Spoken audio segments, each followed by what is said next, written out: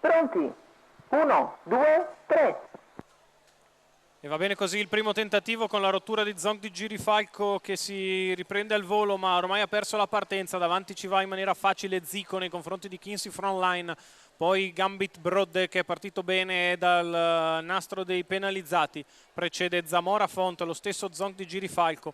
Quindi ancora Roberto Vecchione con Axis di Girifalco a precedere Barbabietolo Pell che va in aggiramento su Balio Col alla retroguardia Betta Inda. Il 15-8 e Gambit Broad punta in avanti e ottiene il via libera dopo 400 metri di corsa in 31-1.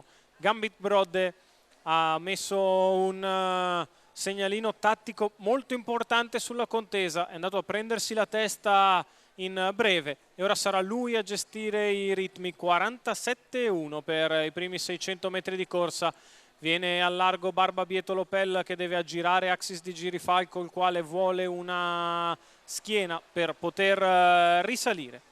Terza per gli esterna per Balio Col, alla retroguardia è sempre Betta Indal. 1-3 per il primo giro di corsa, molto tranquillo, manca ancora un miglio intero alla fine, per cui ovviamente Alessandro Gocciadoro non ha interesse a pigiare il piede sull'acceleratore e per il momento non lo fa nemmeno Antonio Di Nardo con Barbabietolo Pell, il quale risale molto gradualmente, si porta a lato di Zico e cerca di avvicinare il più possibile di soppiatto Gambit Broad.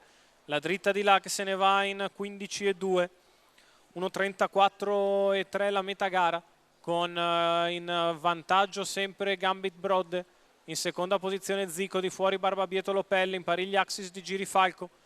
1 chilometro alla conclusione, si accelera ora, una frazione in 15 su quel paletto che di solito non è svelto.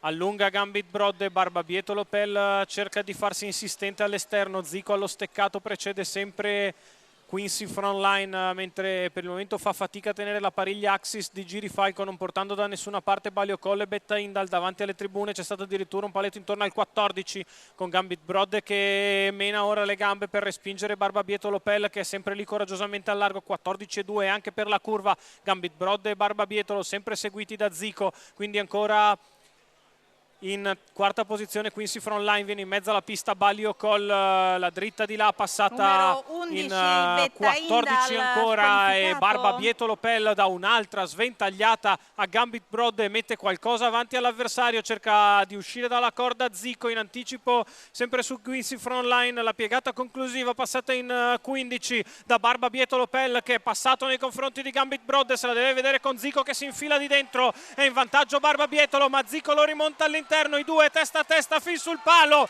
Zico che mette la firma su una stagione super per i Vitaglianos e porta a casa la vittoria. 29-9 a chiudere, 1.15.8, 2400 metri. Andrea Vitagliano e Zico per la scuderia El Ra, la vittoria del 7 anni da The Lindy Reserve, che nelle maratonine ha sempre fatto gran bene. Barbabietolo Pell ha fatto una mostruosità, ma Zico era fresco, non ha fatto niente, è rimasto lì a seguire Gambit Broad. Al momento giusto ha reperito lo spazio giusto e ha fiondato l'avversario sul traguardo. Al terzo posto c'è la fotografia tra Zamora Font e Quincy Frontline.